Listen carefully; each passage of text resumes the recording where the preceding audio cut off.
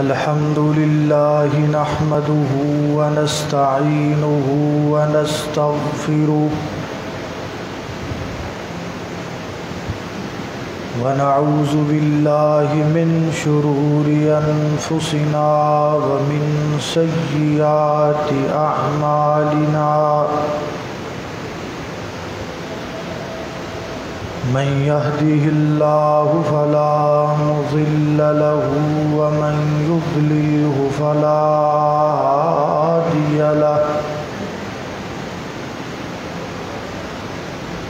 ونشهد أن لا إله إلا الله وحده لا شريك له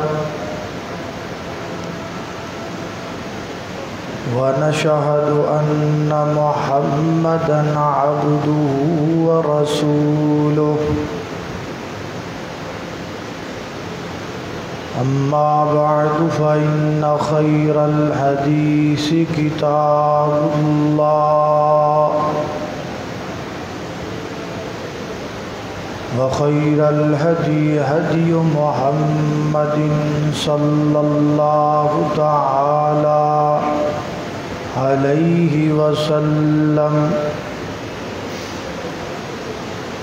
وشر الأمور محدثاتها وكل محدثة بدعة وكل بدعة ضلالة وكل ضلالة في النار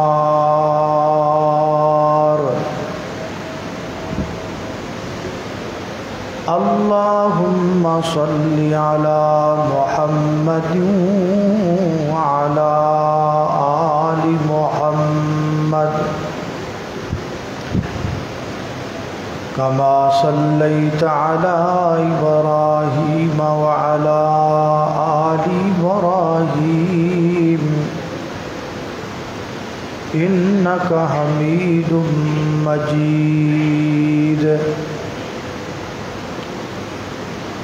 اللهم بارك على محمد وعلى آل محمد كما باركت على إبراهيم وعلى آل إبراهيم إنك حميد مجيد أما بعد فأعوذ بالله من الشيطان الرجيم بسم الله الرحمن الرحيم أرأيت الذي يكذب بالدين فذلك الذي يدع اليتيم ولا يحض على طعام المسكين فويل للمصلين الذين هم عن صلاتهم ساهون الذين هم يراءون ويمنعون الماعون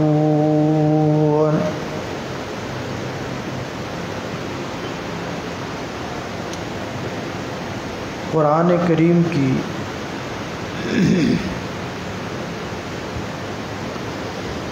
جو سورہ مبارکہ میں نے اس وقت آپ کے سامنے تلاوت کی ہے، اس سورت کا نام سورہ ماعون ہے،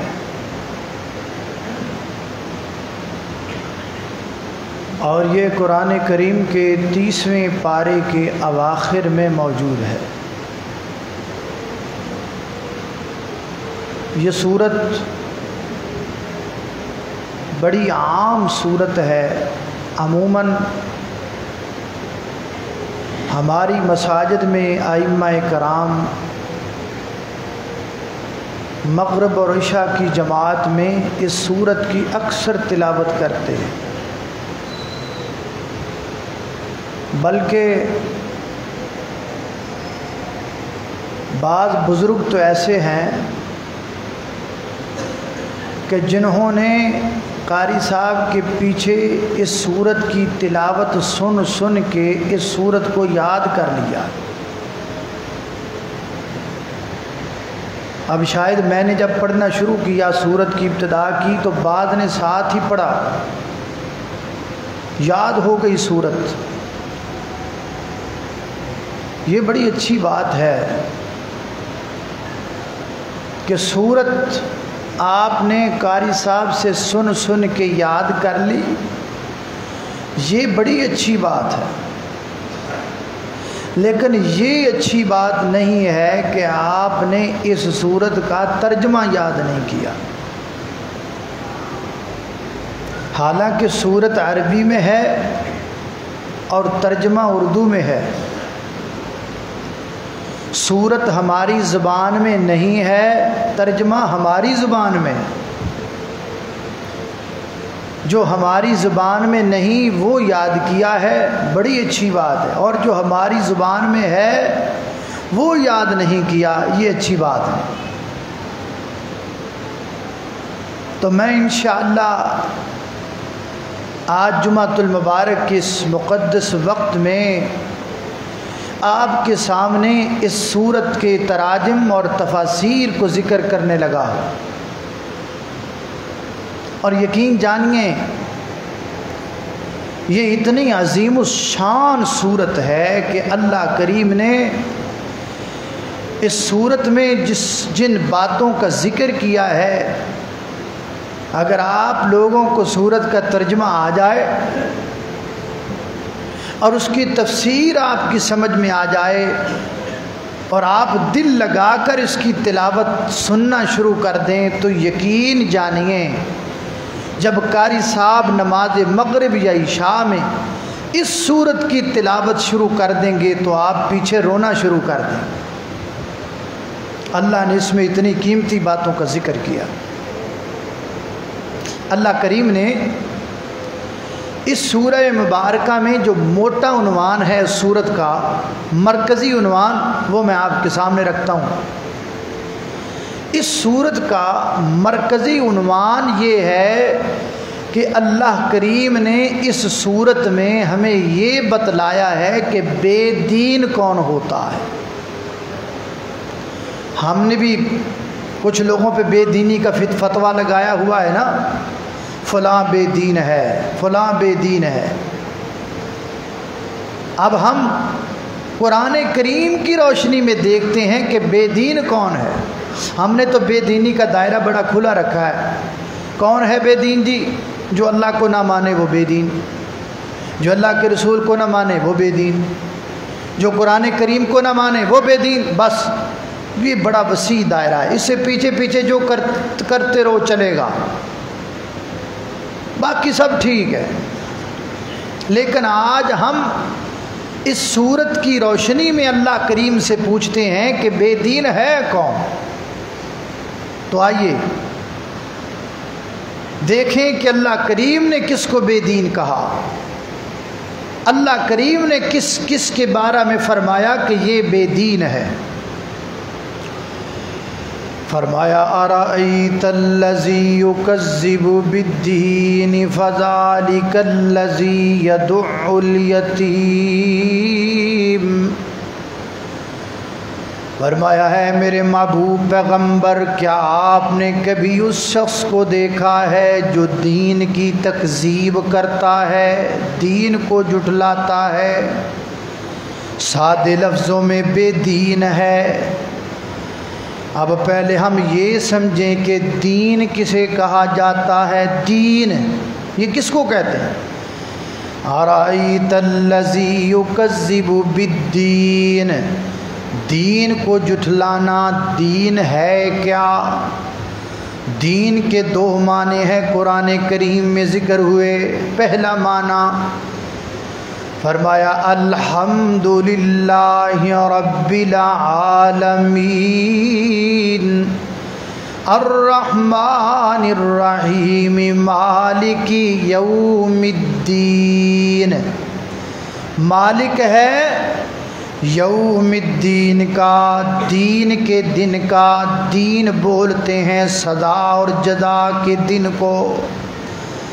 دین کا دوسرا معنی فرمایا قل یا ایھا الکافرون لا اعبد ما تعبدون ولا انتم عابدون ما اعبد ولا انا عابد ما عبدتم ولا انتم عابدون ما اعبد لکم دینکم ولی دین.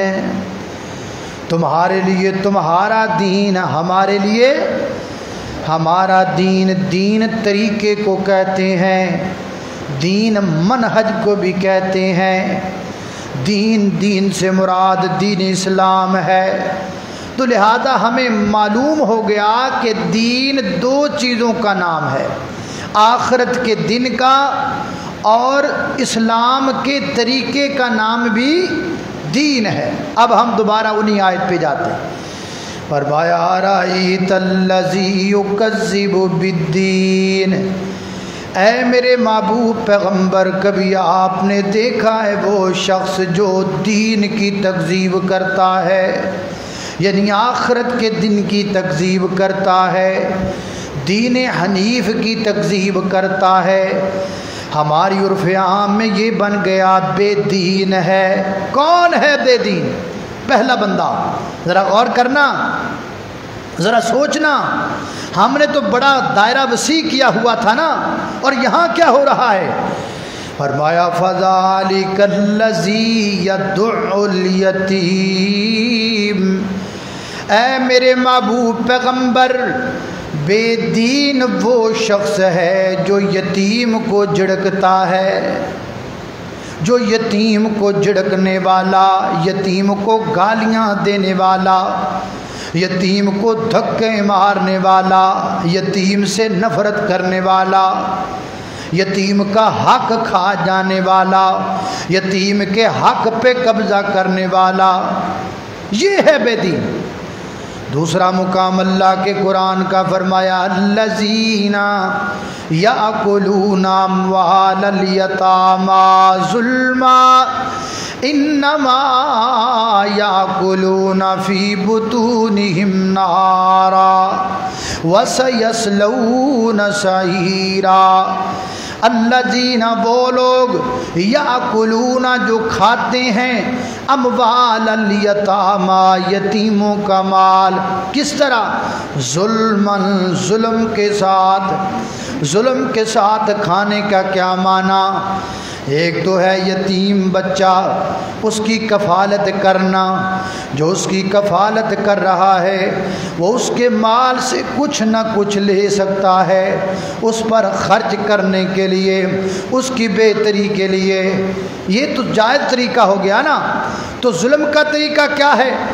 ظلم کا طریقہ یہ ہے، پتہ چلا فلاں بندہ فوت ہو گیا ہے، فلاں بندہ دنیا سے چلا گیا، اس کا ایک بیٹا ہے وہ بھی چھوٹا ہے، وہاں اس کا 10 مرلے کا پلاٹ پڑا ہے، وہاں اس کا 5 مرلے کا پلاٹ پڑا ہے.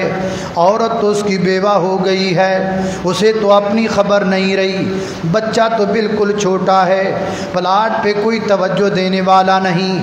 اس نے جلدی جلدی آؤ بھگت کی، اس کو ملا اس کو ملا، پٹواری سے بات کر لی، اس سے بات کر لی، کسی زمین والے سے بات کر لی، سب سے بات کر کے اس نے زمین کے نشانات کو مٹا ڈالا اور وہ اپنے نام پر زمین کو کر لیا اور سمجھتا ہے میں نے بڑا تیر مار لیا، میں نے بہت بڑا کام کر لیا، میں نے بڑا نفع کما لیا، میں نے بڑا فائدہ حاصل کر لیا. اللہ فرماتے ہیں ظلم، اور تم نے کوئی تیر نہیں مارا، تم نے تو ظلم کیا ہے.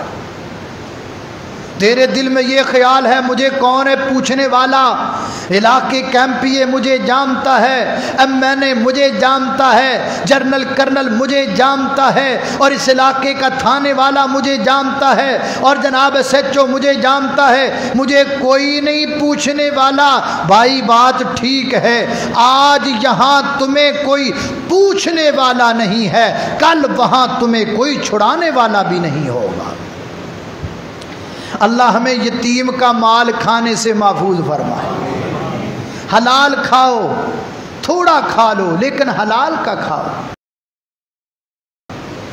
وہ بھی کیا مال ہوا جو بندہ کسی کی جائیداد پہ قبضہ کرے، آپ موج مستی میں لگا ہو، غریب رو رہے ہو۔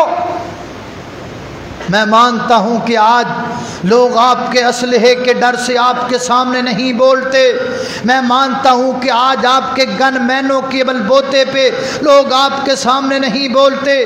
آج آپ کے پاس پاور ہے، آپ اس وقت پاور میں ہیں، لوگ نہیں بولتے، لیکن کب تک نہیں بولیں گے؟ یہ زبانوں پہ تالے کب تک لگے رہیں گے؟ یہ ظلم کے تالے زبانوں پہ کب تک لگاؤ گے؟ مرنا تو ہے، دنیا چھوڑ کے جانا تو ہے، تم دنیا سے جاؤ گے، ادھر تمہاری میت کا اعلان ہوگا، ادھر لوگوں کی زبانیں کھلیں گی۔ میں نے تو اللہ کی قسم ایسے جنازے بھی دیکھے ہیں کہ جنازے کے اوپر آئے ہوئے لوگ دعائیں کم کرتے ہیں، باتیں زیادہ کرتے ہیں۔ بڑا گندا بندہ تھا، دفع ہوا، مر گیا، بڑا اچھا ہوا۔ کیا فائدہ ایسی دولت کا، کیا فائدہ ایسی جائیداد کا جو آپ نے لوگوں کے حق پہ قبضہ کر کے بنائی۔ وہ ہمارے پنجاب میں مثال بنی ہوئی ہے، کوٹھی پائی اتے، کوٹھی پالی مار کے ٹھگی اتے لکھ دیتا ہاذا من فضل ربی، ہیں ہاذا من فضل ربی، یا جو کچھ ہوندا دبی۔ یا ایسے تو نہیں ہوتا، یہاں پوچھنے والا نہیں ہے تو کیا وہاں بھی پوچھنے والا کوئی نہیں ہے؟ فرمایا الذین یاکلون اموال الیتامی ظلما، یتیم کا مال کھانا ظلم ہے۔ اور پھر ظلم پہ بات ختم نہیں ہوئی، آگے بھی فرمایا الذین یاکلون اموال الیتامی ظلما انما یاکلون فی بطونہم نارا۔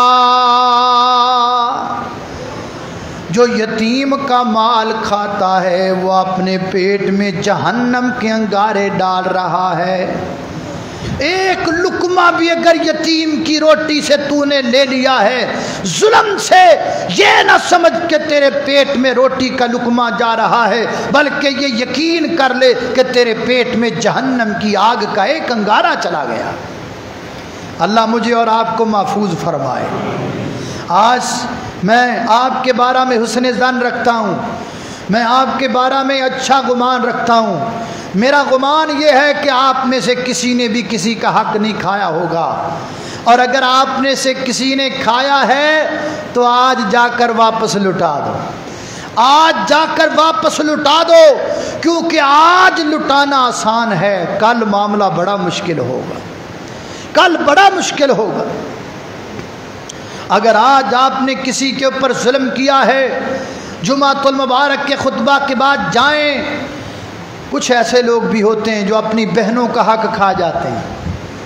ہم نے کچھ ایسے لوگوں کو بھی دیکھا ہے جو 5 وقت کے پکے نمازی ہیں، لیکن اپنی بہن کے گھر گئے ہوئے اس کو 5 سال گزر گئے ہیں، اور جس گلی سے گزر کر نماز پڑھنے کے لیے 5 وقت جاتا ہے اسی گلی میں بہن کا گھر ہے۔ 5 وقت اللہ کے گھر میں جانے والا اپنی بہن کے گھر کا دروازہ کراس کیے ہوئے 5 سال گزر گئے ہیں۔ بہن کا قصور صرف اتنا ہے کہ اس نے وہ مارکیٹ کی دکان جو اس کے حصے میں تھی وہ اس کو دی نہیں، اس ایک دکان کی وجہ سے اس نے اپنی بہن سے اپنا ناتا توڑ لیا، رشتہ توڑ لیا۔ ارے چگلے تمہیں کس نے یہ کہہ دیا؟ اتنا کچا رشتہ یہ نہیں ہوتا جو صرف ایک دکان کی وجہ سے ٹوٹ جائے، یہ بڑے مضبوط رشتے اللہ کریم نے بنائے ہیں۔ میں نے تو ایسے ظالموں کو بھی دیکھا جو عید کے دن عید پڑھنے کے لیے جاتے ہیں، پورے کراچی کے لوگوں سے ملتے ہیں، پورے کراچی کے لوگوں کے ساتھ ملاقات کرتے ہیں، نہیں کرتے تو اپنے بھائی کے ساتھ نہیں کرتے، نہیں ملتے تو اپنی بہن کے ساتھ نہیں ملتے، نہیں دست شفقت رکھتے تو اپنی بہن کے سر پر نہیں رکھتے۔ قصور صرف اتنا ہے کہ اس نے اس کو دیا نہیں، اپنا حصہ اس کو نہیں دیا، اس کی وجہ سے اس نے ناتا توڑ دیا۔ کیا فائدہ ہے ان نمازوں کا جو نمازیں آپ کسی کے حق پہ قبضہ کر کے پڑھ رہے ہیں؟ میں مانتا ہوں کہ آپ اللہ کے حقوق ادا کر رہے ہیں، لیکن آپ یہ نہیں جانتے کہ حقوق العباد بھی لازمی ہیں۔ اور صحیح البخاری کی ایک حدیث میں آتا ہے کہ لوگوں کو جنت سے پہلے ایک پل پر روک لیا جائے گا اور فرمایا جائے گا تم میرے حقوق ادا کر چکے ہو، لیکن جنت میں جانے سے پہلے تمہارا یہ حساب ہوگا، اگر تم نے دنیا میں کسی کا حق دبایا ہے پہلے حق دو گے پھر جنت میں جاؤ گے۔ میں اپنے گریبان میں نظر ڈالوں، آپ اپنے گریبان میں نظر ڈالیں، ایسا نہ ہو کہ ہم روز قیامت پکڑے جائیں۔ فرمایا الذین یاکلون اموال الیتامی ظلما، ظلم کے ساتھ مال نہ کھائیں، کھانا ہے تو حق کے ساتھ، تھوڑا لیجئے حق والا لیجئے، تھوڑا کھا لیجئے حلال والا کھا لیجئے۔ کیا کرنا اتنی جائیداد کا، اتنے مال کا؟ کیا کرنا اس دولت کا جو دولت آپ نے یتیم کی آنکھوں سے آنسو بہا کر حاصل کی ہوئی ہے؟ ایسی شان و شوکت کو چھوڑیے، ایسی عیش و عشرت کو چھوڑیے، ایسے مال و دولت کو چھوڑیے۔ اللہ اللہ، خواب غفلت میں سوئے ہوئے مومنوں، خواب غفلت میں سوئے ہوئے مومنوں، عیش و عشرت بڑھانے سے کیا فائدہ؟ آنکھ کھولو، آنکھ کھولو، اٹھو یاد رب کو کرو، عمر یوں ہی گوانے سے کیا فائدہ؟ اپنے رب کو جوانی میں بھولا ہے تو، اور طاقت کے بوتے پہ پھولا ہے تو، جب جوانی ڈلے گی تو پچھتائے گا، پھر یوں رونے رلانے سے کیا فائدہ؟ آنکھ کھولو، اٹھو یاد رب کو کرو، عمر یوں ہی گوانے سے کیا فائدہ؟ اللہ اللہ، خالق کائنات کا قرآن سنیے۔ فرمایا بسم اللہ الرحمن الرحیم، ارأیت الذی یکذب بالدین فذلک الذی یدعو الیتیم۔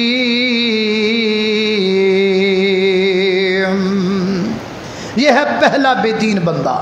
دوسرا کون سا ہے؟ فرمایا دوسرا بندہ بھی نوٹ کر لو۔ فرمایا فذالک الذی یدعو الیتیم ولا یحض، دوسرا بندہ ولا یحض علی طعام المسکین۔ فرمایا دوسرا دین کو جھٹلانے والا وہ شخص ہے جو کسی مسکین کا بھلا نہیں کرتا، کسی بھوکے کو کھانا نہیں کھلاتا، کسی پیاسے کو پانی نہیں پلاتا، کسی بھوکے کا خیال نہیں کرتا، خود بڑا کچھ کھا رہا ہے، بڑی ڈشیں کھا رہا ہے، بڑے فروٹ کھا رہا ہے۔ یہ رمضان المبارک میں کیا ہوتا ہے؟ یہ بھائی کا گھر ہے، یہ اس کا گھر ہے، بھائی غریب ہے، یہ امیر ہے، دائی کے پاس پیسہ نہیں ہے، اس کے پاس سنبھالنے کا وقت نہیں ہے، بھائی کے پاس مال نہیں ہے، اس کے پاس گننے کا وقت نہیں ہے، سفتاری کا وقت ہے، یہ شربت بزوری پڑا ہے، یہ شربت الائچی پڑا ہے، یہ دودھ سوڈا بنا پڑا ہے، یہ ملک شیک لگا ہوا ہے، پتہ نہیں کتنے مشروب اس کے سامنے ہیں، پتہ نہیں کتنے فروٹ اس کے سامنے ہیں، اور یہ دیوار کے پار بائی کا گھر ہے، وہ پھوکا پانی پھیکا پانی اپنے سامنے رکھ کر روزہ افطار کر رہا ہے۔ کیا کرنا تیرے مشروب کا، کیا کرنا تیرے شام شیری کا، اور کیا کرنا تیرے ان مشروبات کا، اور کیا کرنا تیری ان ڈشوں کا جو تو تھوڑا سا کھائے گا باقی ڈسٹ بین میں ڈال دے گا، تھوڑا سا پیے گا باقی فرش پہ گرا دے گا، تھوڑا سا کھائے گا باقی ضائع کر دے گا۔ کیا فائدہ تیری اس دولت کا، کیا فائدہ تیرے اس مال کا کہ تیرے بھائی کے بچے بھوکے پڑے ہو، تیرے بھائی کے بچوں کے پاس کچھ نہ ہو۔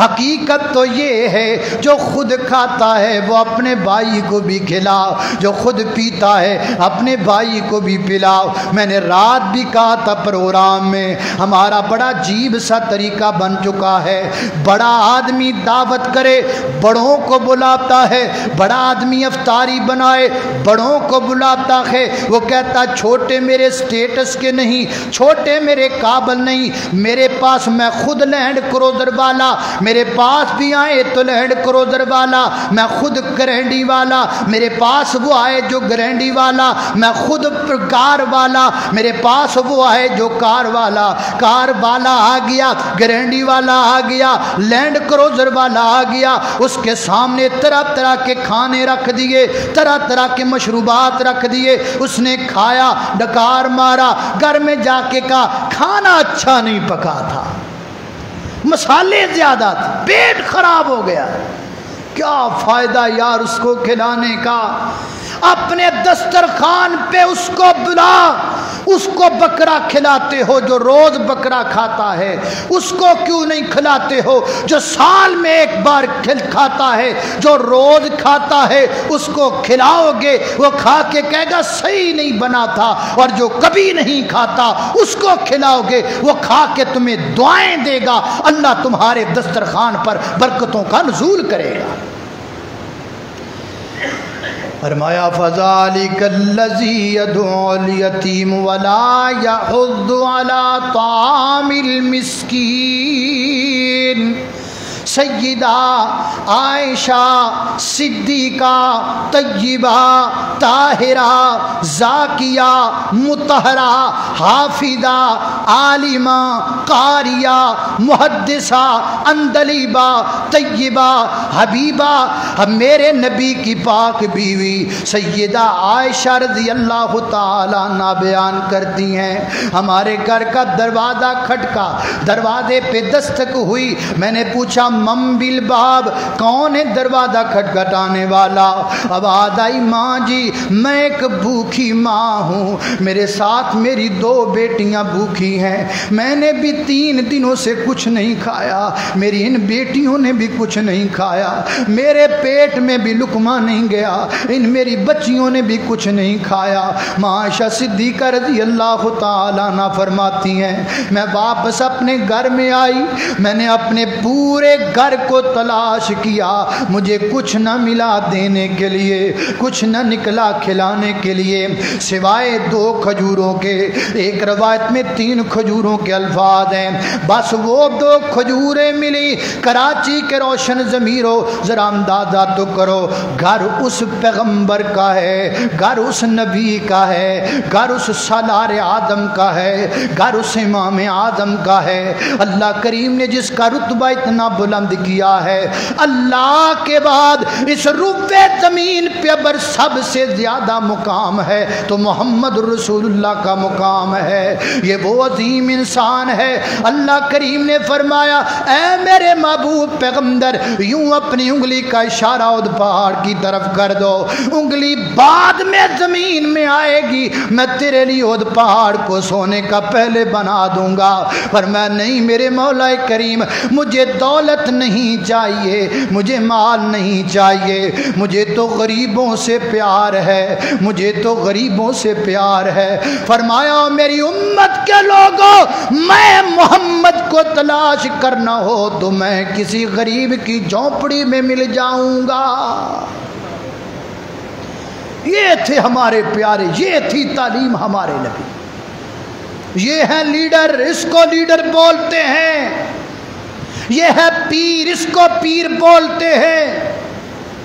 ایسا پیر کہ جس کے گھر میں کھانے کے لیے کچھ نہیں۔ یہاں ماشاءاللہ پیر ایسے ہیں، وہ مریدوں کو ایسے چوستے ہیں جیسے بندہ آم چوس رہا ہوتا، چوس چوس کے ہر چیز نکال لے۔ کیا کرنا ایسے؟ آؤ تمہیں پیر دکھاؤں، آؤ تمہیں لیڈر دکھاؤں، آؤ تمہیں رہبر دکھاؤں۔ اللہ کی زمین پہ اس جیسا رہبر نہ پہلے آیا ہے نہ قیامت کی دیواروں تک آئے گا۔ میرے محبوب پیغمبر شان اتنا ہے، مقام اتنا زیادہ، لیکن پھر بھی عاجزی پسند، پھر بھی اپنے آپ کو عاجزوں میں رکھنا پسند کرتے ہیں، پھر بھی اپنے آپ کو غریبوں میں بیٹھنا اتنا پسند کرتے ہیں۔ لوگ باہر سے آیا کرتے تھے، یہ نظریہ لے کے آیا کرتے تھے وہ محمد الرسول اللہ صلی اللہ علیہ وسلم جس کا چرچا کائنات میں ہے، وہ تو بڑا عظیم الشان محل میں رہنے والا ہوگا۔ ذہن میں خیال یہ ہوتا تھا، ذہن میں خیالی پلاؤ یہ پکایا جاتا، آنے والا مدینہ میں جاؤں گا، مدینہ میں کئی محل ہوں گے، ایک محل ہوگا محمد رسول اللہ صلی اللہ علیہ وسلم کا، اس محل میں کئی کمرے ہوں گے، ایک کمرہ ہوگا کملی والے کا، اس کمرے میں کئی تخت بچھے ہوں گے، ایک تخت ہوگا کملی والے پا، اس تخت پر بیٹھے ہوئے ہوں گے دو بندے موروں کے پر لے کر ہوا دے رہے ہوں گے، سر پہ شاہانہ تاج ہوگا۔ یہ نظریہ بنا کے آنا، یہ ذہن میں خیال لے کے آنا، لیکن جب مدینے میں داخل ہونا کوئی محل نظر نہ آنا، پوچھنا پڑنا یار محمد رسول اللہ صلی اللہ علیہ وسلم کا محل کدھر ہے؟ بتانے والے نے ایک کچے مکان کی طرف اشارہ کرنا، وہاں جانا، وہاں دیکھنا تو پتہ نہ چلنا، مجمع سے پوچھنا پڑنا ایکم محمد رسول اللہ صلی اللہ علیہ وسلم، تم میں سے محمد کس کا نام ہے؟ لوگوں نے میرے نبی کی طرف اشارہ کرنا، آنے والے بندے کی نظر جب میرے پیغمبر کے چہرے پہ پڑ جانی تو زبان سے بے ساختہ نکلنا، واہ کملی والے بادشاہ تاج پہن کر بادشاہ بنتے ہیں، تو بے تاج بادشاہ ہے۔ یہ تھا میرے پیغمبر کا لائف سٹائل۔ ہم اپنے لائف سٹائل کو بھی چیک کریں، اپنے بڑوں کے لائف سٹائل کو بھی چیک کریں، اور اس لیڈر، اس رہبر و رہنما کے لائف سٹائل کو بھی چیک کریں۔ گھر میں کھانے کے لیے کچھ نہیں ہے، گھر اللہ کے پیغمبر کا ہے۔ سیدہ عائشہ رضی اللہ تعالیٰ عنہ فرماتی ہیں کچھ نہیں ملا گھر سے، صرف 2 یا 3 کھجوریں ملی۔ ایک روایت میں آتا ہے ماں جی عائشہ فرماتی ہیں 2 مہینے تک ہمارے گھر کے چولہے میں آگ بھی نہیں جلا کرتی تھی۔ اللہ اللہ، سلام اس پر، سلام اس پر کہ جس نے بے کسوں کی قدر گیری کی، سلام اس پر کہ جس نے بادشاہی میں فقیری کی، سلام اس پر کہ جس کے گھر نہ چاندی تھی نہ سونا تھا، سلام اس پر کہ ٹوٹا بوریا جس کا بچھونا تھا، سلام اس پر کہ اسرار محبت جس نے سمجھائے، سلام اس پر کہ جس نے زخم کھا کر پھول برسائے۔ اللہ اللہ، ماں جی عائشہ فرماتی ہیں میں نے وہ کھجوروں کو اٹھایا اور وہ کھجوریں بھی اٹھا کر میں نے اس کو دے دی۔ یہ نہیں سوچا کہ میں کھاؤں گی، میرے سرتاج محمد آئیں گے ان کو دیا جائے گا، نہیں، فرمایا میں نے دیکھا یہ عورت بھوکی ہے، میں نے اس کو دے دیا۔ اللہ ہمیں بھی یہ جگرا نصیب فرما دے، اللہ ہمیں بھی مسکینوں کی قدر کرنے کی توفیق عطا فرمائے، اللہ ہمیں بھی بھوکوں کو کھلانے کی توفیق عطا فرمائے۔ اللہ اللہ، یہ نہیں کہ بھوکوں کو کھلانے سے مال میں کمی آتی ہے، بھوکوں کو کھلاؤ گے اللہ تمہیں اور عطا فرمائے گا۔ کسی اللہ کے ولی نے کسی سے پوچھا نا، جی میرے گھر میں بڑی غربت ہے تو آپ بتائیں کہ میرے گھر کی غربت کیسے ختم ہوگی؟ تو انہوں نے کہا تمہارے گھر کی غربت ختم کرنے کا طریقہ یہ ہے کہ تم 200 بھوکوں کو کھلاؤ۔ کتنے بھوکوں کو؟ 200۔ وہ پریشان ہو گیا، وہ میرے گھر میں تو ایک دن کا کھانا نہیں ہے، اور یہ عجیب اللہ کے ولی ہیں فرما رہے ہیں 200 بھوکوں کو کھانا کھلاؤ۔ پریشانی کے عالم میں باہر نکلا۔ کسی نے پوچھا یار بڑے پریشان ہو، وجہ؟ اس نے کہا یار میں نے ان سے پوچھا غربت دور کرنے کا طریقہ تو مجھے بولتے ہیں 200 بھوکوں کو کھانا کھلاؤ، میرے گھر میں تو ایک ڈنگ کا کھانا نہیں۔ اس نے کہا اللہ کے بندو کچھ سوچو بھی بات کو۔ انہوں نے کہا ہے 200 بھوکوں کو کھلاؤ، یہ نہیں کہا 200 بھوکے بندوں کو کھلاؤ۔ تم اپنے چھت مکان کی چھت پہ جا کے دانہ بھی ڈال دو تو 200 بھوکے پرندے کھا جائیں گے، اللہ تمہیں اجر دے گا۔ ہر بھوکے کو کھلانا چاہیے، چاہے انسان ہو چاہے کوئی حیوان ہو، ہر پیاسے کو پلانا چاہیے چاہے انسان ہو یا حیوان ہو۔ وہ حدیث آپ کے ذہن میں آ گئی ہوگی کہ ایک عورت نے کس کو پانی پلایا تھا؟ ایک کتے کے بلے کو پانی پلایا۔ اللہ کریم نے فرمایا تجھے اس پہ ترس آ گیا، ہمیں تجھ پہ ترس آ گیا۔ کرو مہربانی تم اہل زمین پر، اللہ مہربان ہوگا عرش بری۔ فرمایا فذالک الذی یدعو الیتیم ولا یحض علی طعام المسکین۔ آگے کیا فرمایا؟ فرمایا فویل للمصلین۔ یہاں ایک بات اور بڑھا دی، اکیلا یہ نہیں کہا کہ بے دین، یہاں فویل کا لفظ بول دیا۔ بے دین تو ہے ہی ہے، آگے کیا ہے؟ فرمایا فویل للمصلین، ویل ہے کن کے لیے؟ کن کے لیے ویل ہے؟ کن کے لیے؟ نمازیوں کے لیے۔ فویل للمصلین، ویل ہے نماز۔ اللہ یہ کیا بات ہوئی؟ نماز بھی پڑھتے ہیں ویل بھی ہے۔ ویل کے دو معنی، ویل کا معنی لفظی معنی کریں، لغوی معنی کریں تو ویل کا معنی پریشانی ہوتا ہے، اور اگر ہم ویل کا معنی کریں کہ ویل کا دوسرا معنی جو مفسرین نے کیا وہ جہنم کا ایک گڑا ویل ہے۔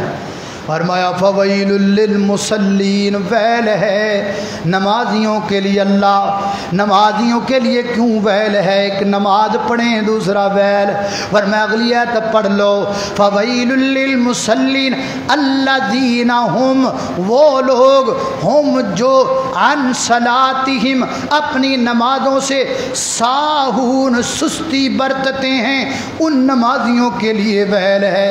سستی کے کئی معنی ہیں، یہاں 3 معنی ذکر کیے دیتا ہوں۔ پہلا معنی فویل للمصلین، پہلا معنی یہ ہے نماز میں سستی کرنے والا۔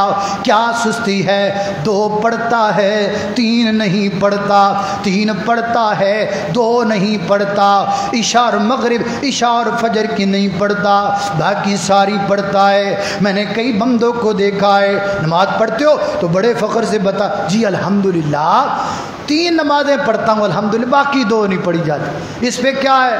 بڑے فخر سے بتا رہے ہو۔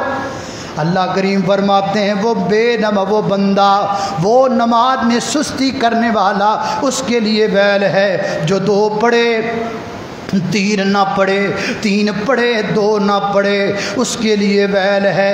آگے پیچھے پڑھتا ہے، جب انڈیا اور پاکستان کا میچ ہو پھر نہیں پڑھتا، پہلے پڑھتا ہے جب کوئی پروگرام کروائے پھر نہیں پڑھتا، آگے پیچھے پڑھتا ہے جب کوئی مہمان آ جائے پھر نہیں پڑھتا، ویسے تو پڑھتا ہے جب کوئی شادی کا فنکشن پڑ جائے پھر نہیں پڑھتا، پہلے تو پڑھتا ہے جس دن جلسہ کروائے کانفرنس کروائے، پروگرام کروائے، اس دن نہیں پڑھتا۔ لو جی میں نے مولانا کو لے کے آیا، پھر مولانا کو میں نے کھانا کھلایا، پھر مولانا کی میں نے خدمت کی، پھر رات کے 2-3 بجے تک میں ان کا پروگرام سنتا رہا، پھر میں نے ان کو جا کے گھر میں سلایا۔ ابھی نماز پڑھو، ابھی بھی نماز پڑھو۔ میں نے کھانا کھلایا، میں نے ان کی خدمت کی، میں نے پروگرام سنا، ابھی نماز۔ اس کا مطلب ہے وہ کر لیا تو یہ چھوڑ دو، ایسا کچھ نہیں ہے۔ پروگرام کرو نہ کرو، تقریر سنو نہ سنو، اور مولانا کی خدمت کرو نہ کرو۔ مجھے بتایا گیا ہے کہ 40 منٹ پر گفتگو ختم کرنی، تو میں حیران ہوں، یہ ماشاءاللہ سپیکر ہی ایسا ہے، یہ ایسے اس نے کان پکڑا ہوا ہے، میرا کان پکڑا ہوا ہے ماشاءاللہ، یہ مجھے 40 منٹ کے اوپر جانے ہی نہیں دے گا ہے۔ سپیکر بڑا اچھا رہا، ویسے تو ٹھیک ہے ماشاءاللہ، لیکن یہ ذرا نا یہ وہ سیٹ نہیں ہو رہا۔ بہرحال کوئی بات نہیں، انشاءاللہ شب غم بھی آخر بسر ہو گئی، بس کام تھوڑا ہی وقت رہ گیا باقی ہے۔ اللہ اللہ، توجہ کرنا میرے محترم بھائیو، آپ جلسہ کروائیں نہ کروائیں، درس کروائیں نہ کروائیں، تقریر سنیں نہ سنیں، لیکن یہ نہیں ہے کہ جس دن تقریر ہوگی اس دن نماز نہیں ہوگی، جس دن جلسہ ہوگا اس دن نماز نہیں ہوگی۔ نماز فرض ہے، جلسہ فرض نہیں ہے۔ نماز فرض ہے، وہ فرض نہیں ہے۔ یہ کیا طریقہ ہوا، وہ کر لیا اور فرض کو چھوڑ دیا۔ فرمایا فویل للمصلین، ایسے نمازیوں کے لیے ویل ہے جو نماز میں سستی کرتے ہیں۔ نماز میں سستی کا دوسرا معنی کیا ہے میرے محترم بھائیو؟ نماز میں سستی کا دوسرا معنی یہ ہے، نماز تو پڑھتا ہے، 5 وقت کی ہی پڑھتا ہے، لیکن نماز میں بھی کراچی کی سیر کر رہا ہوتا ہے، نماز میں بھی کراچی کی سیر کر رہا۔ کیسے؟ زور کی نماز، اللہ اکبر، نماز شروع کر، اب میں نے نماز پڑھنی ہے، نماز پڑھ کے میں نے باہر جانا ہے، پھر یہ 2 کام ہے وہ کرنے، پھر بچوں کو اسکول سے لے کے آنا ہے، پھر بچوں کو ٹیوشن چھوڑنا ہے، پھر کھانا گھر کے لیے سبزی وغیرہ لے کے آنی ہے، اور پھر وہ کام ہے وہ کرنا ہے، پھر یہ کام ہے۔ السلام علیکم ورحمۃ اللہ، زور پڑی اور عصر تک کا شیڈول نماز میں ہی سیٹ کر لیا، زور پڑی عصر تک کا شیڈول نماز میں سیٹ کر لیا۔ ایسی نمازوں کا کیا فائدہ، تیرا دل تو شنماسنا، تجھے کیا ملے گا نماز میں؟ ایسی نماز کا کیا فائدہ، کھڑے مسجد میں ہو، سیر کراچی کے بازاروں کی کر رہے ہو، کیا فائدہ ایسی نماز کا؟ نماز کیسی ہونی چاہیے؟ فرمایا قد افلح المؤمنون الذین هم فی صلاتهم خاشعون، نماز ایسی ہونی چاہیے جس میں مکمل توجہ بندے کی اللہ کی طرف ہو۔ فرمایا نماز ایسے پڑھو گویا تم اللہ کو دیکھ رہے ہو، اور اگر دل میں یہ خیال نہ آئے تو یہ خیال ضرور پیدا کرو، وہ تو تمہیں دیکھ رہا ہے، اللہ تو تمہیں دیکھ رہا ہے۔ جب بندہ یہ نظریہ لے کر نماز پڑھے گا، میں اپنے اللہ کے حضور کھڑا ہوں، ڈر پیدا کرو دل میں رب کا، اللہ رب العزت کا پہچان پیدا کرو۔ دفعہ 30 کے مجسٹریٹ کے سامنے کھڑے ہوتے ہو، کبھی توجہ کسی طرف نہیں جاتی، سیشن جج کے سامنے کھڑے ہوتے ہو، کبھی تمہارا دھیان کسی اور طرف نہیں جاتا، اتنے بڑے بادشاہ کے سامنے کھڑے ہوتے ہو تو توجہ کبھی ادھر جاتی ہے کبھی ادھر جاتی ہے، ساری گھر کی بھولی ہوئی چیزیں ہمیں نماز میں یاد آنے لگتی ہیں۔ حضرت امام زین العابدین رحمہ اللہ، حضرت علی بن حسین رحمہ اللہ جب نماز کے لیے وضو کیا کرتے تھے تو آپ کے چہرے کا رنگ بدل جایا کرتا تھا۔ پوچھنے والوں نے پوچھا کیا وجہ ہے وضو کرتے ہو تو چہرے کا رنگ بدل جاتا ہے؟ پر مجھے ڈر لگنے لگتا ہے، میں کتنی بڑی ذات کے سامنے کھڑا ہونے لگا ہوں۔ اس لیے میرے محترم بھائیو، آ تو گئے آپ 10 منٹ نکال لیے نا، یا تو نکالتے ہی نہیں، آپ نے 10-15 منٹ نماز کے لیے نکال لیے، 10-15 منٹ کے لیے آپ نے دکان بند کر دی، 10-15 منٹ کے لیے آپ نے موبائل بند کر دیا۔ فرق تو صرف اتنا ہے کہ اب آپ 10-15 منٹ کے لیے اپنی پوری توجہ اللہ کے حضور کر دیں، پوری توجہ آپ کی اللہ کے حضور ہو۔ اللہ کی مجھے قسم ہے جو آپ کو اس نماز میں لطف آئے گا، ایسا لطف آپ کو کائنات کے کسی اے سی کے ایئر کنڈیشن کے کمرے میں بھی نہیں آئے۔ نماز میں سستی کا تیسرا معنی یہ ہے، اچھا ایک بات بڑی ضروری ہے جو رہ گئی وہ میں ذکر کر دوں، نماز میں بے توجہی کی سب سے بڑی وجہ یہ بھی ہے کہ ہمیں نماز کا ترجمہ نہیں آتا۔ نماز کا ترجمہ نہ آنے کی وجہ سے ہماری توجہ نماز کی طرف نہیں رہتی۔ میں مثال دیتا ہوں، فرض کرو میں تقریر کر رہا ہوں، میں اردو میں بول رہا ہوں، آپ اردو سمجھ رہے ہیں، میں اردو بول رہا ہوں، آپ کو سمجھ آ رہی ہے، آپ بیٹھے ہوئے ہیں، اور اگر میں تقریر کروں پشتو میں یا تقریر کروں انگلش میں تو پھر کیا ہوگا؟ تھوڑی دیر کے بعد جب آپ کو سمجھ نہیں آئے گی تو آپ تھوڑی دیر بعد کہیں گے یار سمجھ نہیں آ رہی کیا کرنا ہے، تو پھر آپ کی توجہ رہے گی نہیں رہے گی، کیوں؟ آپ کو پتہ ہی نہیں کہ بات کیا ہو رہی ہے۔ یہی وجہ ہے کہ جب ہم نماز میں کھڑے ہوتے ہیں ہمیں پتہ ہی نہیں لگتا کہ ہم اللہ کے حضور باتیں کیا کر رہے ہیں، ہم سجدے میں اللہ کو کیا کہہ رہے ہیں، ہم رکوع میں اللہ کے ساتھ کیا باتیں کر رہے ہیں۔ اس لیے نماز کا ترجمہ یاد کیجئے۔ میں نے وہاں پنجاب میں کئی مساجد میں تقریر کرتے ہوئے یہی بات کہی، بلکہ میں نے کہا جی میں یہاں کے قاری صاحب سے یہ وعدہ لیتا ہوں کہ آپ مسجد میں ترجمہ کلاس لگائیں، آپ ان بوڑھے بوڑھے بابوں کی بھی نماز کا ترجمہ یاد کروائیں، اور جب میں دوبارہ اگلی دفعہ آؤں گا نا آپ کے پاس پروگرام کرنے کے لیے تو میں تقریر شروع کرنے سے پہلے پوچھوں گا کہ کس کس نے یاد کی ہے۔ تو ایک بندہ کہنے لگا جی ہم آپ کو بلائیں گے ہی نہیں، ہم آپ کو بلائیں گے، اب اتنا بڑا کام کیسے کریں؟ ترجمہ کلاس لگائیں، پھر یاد کریں، پھر ٹینشن میں رہیں، یہ آئے گا پھر ہم سے سنے گا، اس کا شارٹ کٹ حال یہ ہم آپ کو بلاتے ہی نہیں۔ میں نے کہا یہ بھی بڑا اچھا طریقہ ہے، نماز کا ترجمہ یاد کریے، اللہ پاک آپ کو، مجھے اور آپ کو اس کی توفیق عطا فرمائے۔ میرے محترم بھائیو، نماز میں سستی کا تیسرا معنی یہ ہے، بات جلدی جلدی اینڈ پر لے جائیں، نماز میں سستی کا تیسرا معنی یہ ہے نماز پڑھنا لیکن سنت سے ہٹ کے پڑھنا، میرے نبی کے طریقے سے ہٹ کے پڑھنا۔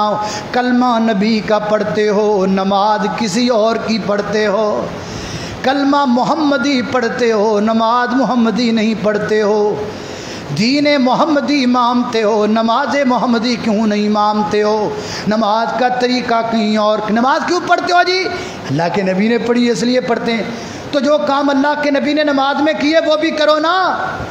نماز اس لیے پڑھتے ہو، اللہ کے نبی نے نماز پڑھی، رفع الیدین کیوں نہیں کرتے ہو؟ اللہ کے نبی نے رفع الیدین کیا۔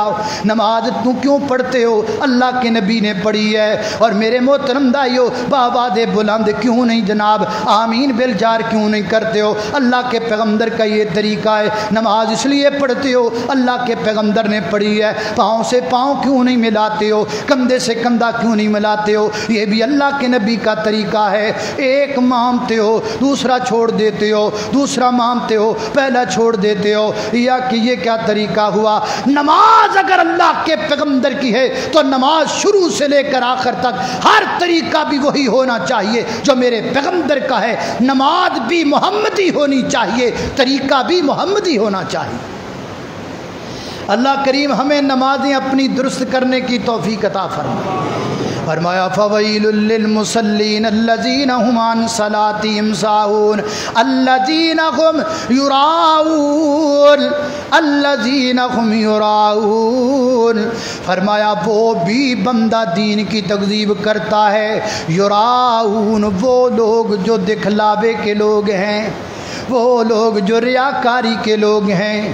نماز پڑھتا ہے دکھلانے کے لیے، عمرہ کرتا ہے دکھلانے کے لیے، حج کرتا ہے دکھلانے کے لیے، پتہ نہیں لوگوں کو ہوتا کیا جا رہا ہے۔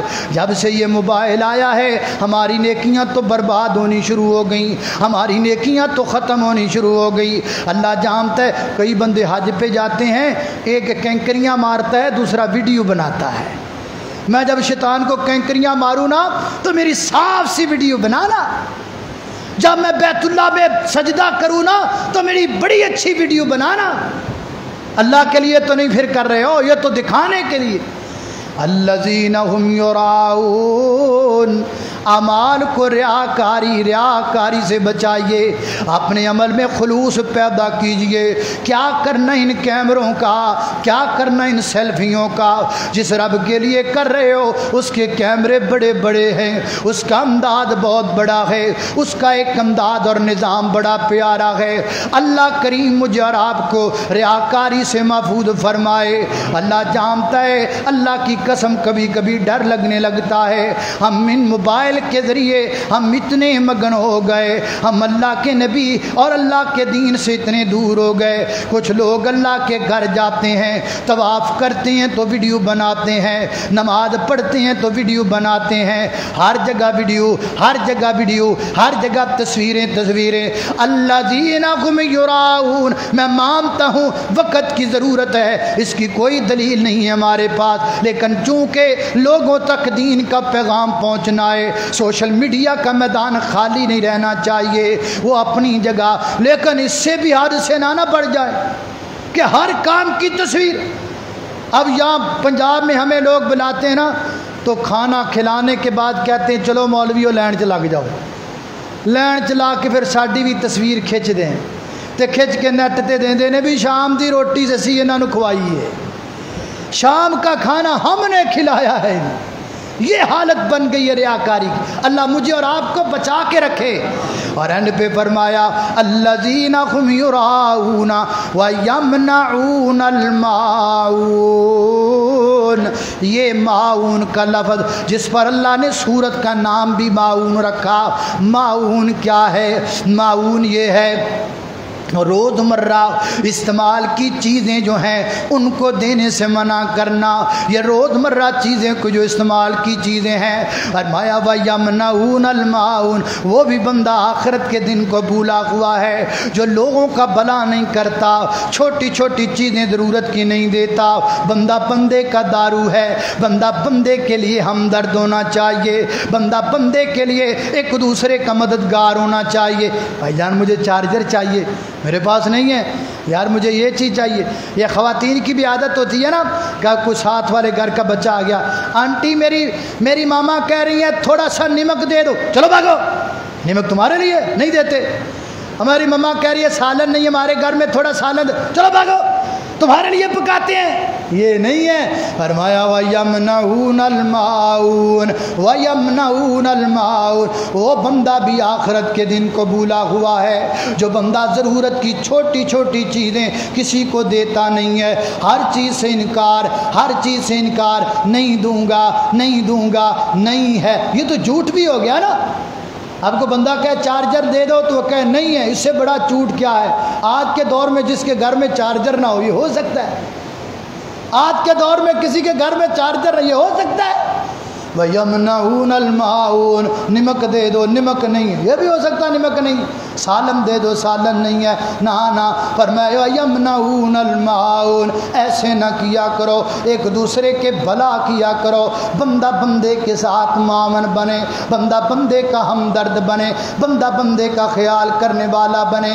خالق کائنات کا قرآن ہے، فرمایا اعوذ باللہ من الشیطان الرجیم، بسم اللہ الرحمن الرحیم،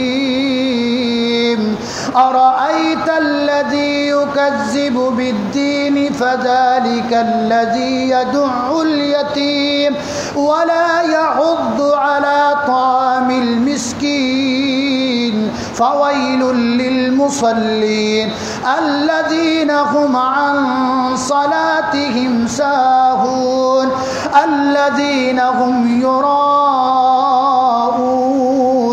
ویمنعون الماعون۔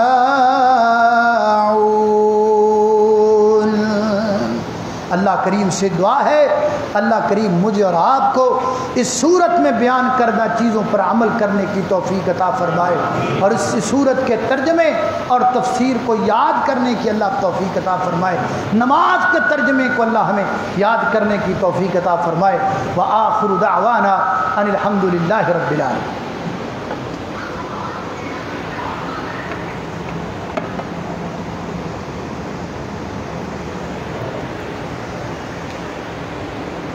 کان کے اوپر رکھیں سیٹ کر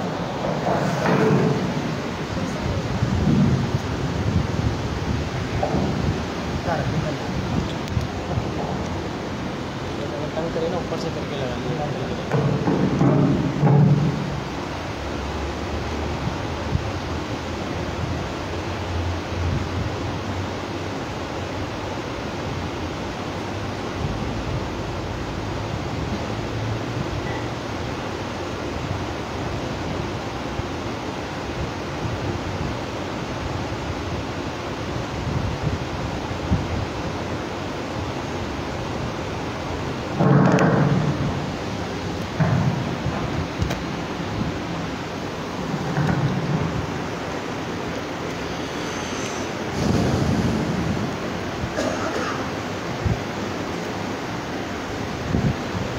مسجد حاضہ کی انتظامیہ کی طرف سے یہ اعلان ہے، جامعہ مسجد فاطمہ الزہرا رضی اللہ تعالی عنہ ایک مسجد ہے جو اسی ادارہ کے زیر اہتمام سرجانی ٹاؤن میں واقع ہے۔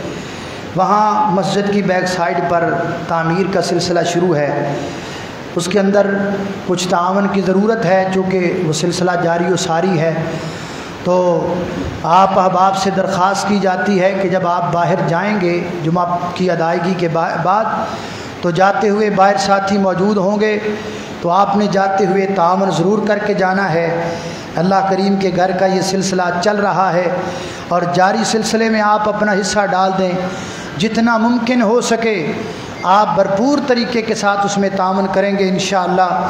تو یہ اللہ کا گھر جب تک آباد رہے گا اور اس میں دین کا سلسلہ جاری رہے گا انشاءاللہ اللہ کے ہاں آپ کو اجر و ثواب ملتا رہے گا۔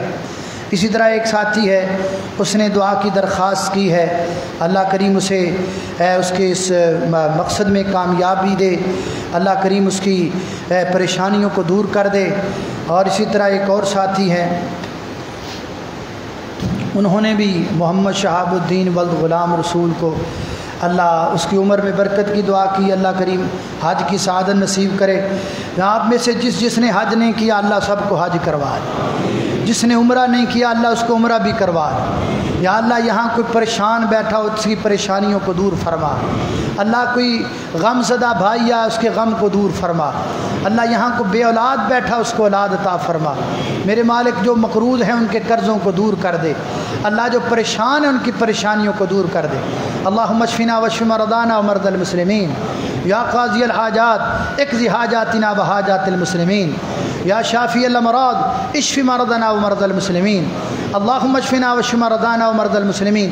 مجھے پنجاب سے 2-3 فون آئے ہیں، ایک چھوٹا بچہ ہے وہ عجیب بیماری میں مبتلا ہے، وہ بالکل چھوٹا بچہ ہے، اس کے کبھی آنکھوں سے خون نکلنا شروع ہو جاتا ہے، کبھی ناک سے، وہ والدین بڑے پریشان ہیں۔ آپ دعا کریں اللہ کریم اس بچے کو شفا عطا فرما۔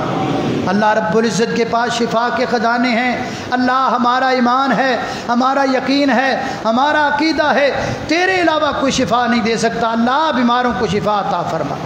اللہ جتنے مسلمان گھروں میں، ہسپتالوں میں، چھوٹے ہیں بڑے ہیں، مرد ہیں عورتیں ہیں، اندرون ملک ہیں بیرون ملک ہیں، یا اللہ جتنے بیمار ہیں سب کو شفا عطا فرما۔ اللہ وطن عزیز کو بحرانوں سے محفوظ فرما، اللہ وطن عزیز کو عذابوں سے محفوظ فرما۔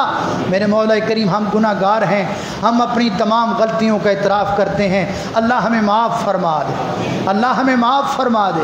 اللہ وطن عزیز کو دہشت گردی سے محفوظ فرما، یا اللہ وطن عزیز کی سرحدوں پہ کھڑے ہونے والے فوجی جوانوں کے قدموں کو مضبوط فرما۔ میرے مولا کریم ہماری دنیا بھی بہتر کر دے، ہماری آخرت بھی بہتر فرما۔ الحمدللہ نحمده ونستعینه ونستغفره ونعوذ باللہ من شرور انفسنا ومن سیئات اعمالنا، من يهده الله فلا مضل له ومن يضلل فلا هادي له، ونشهد ان لا اله الا الله وحده لا شريك له، ونشهد ان محمدا عبده ورسوله، اما بعد فان خير الحديث كتاب الله، وخير الهدي هدي محمد صلى الله تعالى عليه وسلم، وشر الامور محدثاتها وكل محدثة بدعة وكل بدعة ضلالة۔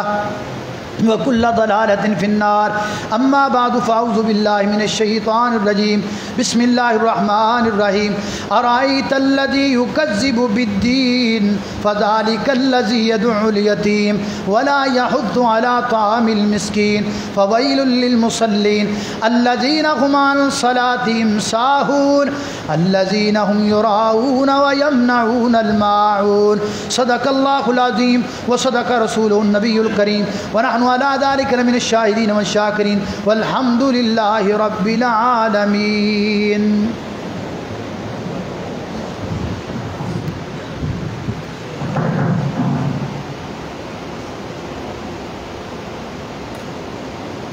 یہ تو لگائیں گے نا.